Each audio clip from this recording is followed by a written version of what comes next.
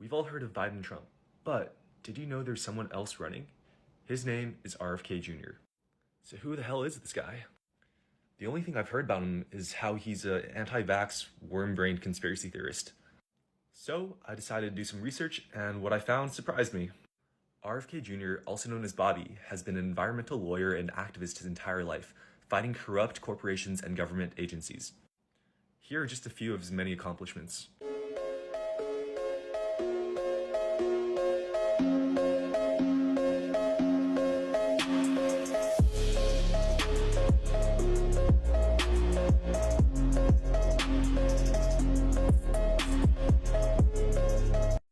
Besides the fact that he's actively fighting against corruption, he's also a badass outdoorsman, falconer, and kayaker. There's going to be people from the past who are going to look at you and be like, oh, he changed.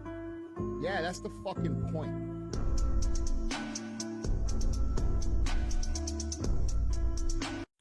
So why haven't more people talked about him? Why did myself included invalidate him as a candidate? What I discovered is frightening. Prior to running for presidency, Bobby was hailed as a hero. You can see him right there. When he became a serious contender, though, articles immediately came out smearing him as an anti-vax conspiracist. Things he said in the past were dug up and quote-unquote fact-checked, when in reality, they took what he said out of context and left him no room to defend himself. Bobby has never been anti-vax. He has, however, questioned the efficacy of certain vaccines and the reasoning behind why we take them. For instance, in an interview with CNN, he says that hepatitis B is administered to infants, even though the only way it's spread is through sexual contact or needles. He suggests it was added to the schedule because in 1986, Congress made it illegal to sue vaccine companies. This means they had a financial incentive to administer vaccines even when not necessary. Questioning things like this does not make Bobby anti-vax. Rather, it is a sign of his critical thinking, his refusal to see things as either black or white. It almost seems like the media and whoever's backing it is purposely trying to sabotage Bobby's campaign.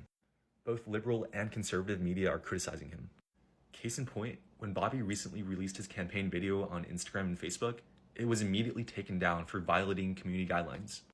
Yet, there was nothing that violated them. What Meta doing was pure censorship. Only after public outcry did his video get reinstated to the platform. So in summary, a presidential candidate who has had a history of fighting corruption is now being smeared and censored. Go figure. Anyways, hope you guys enjoyed this introduction to RFK Jr. If you'd like me to analyze the other candidates, please let me know down below.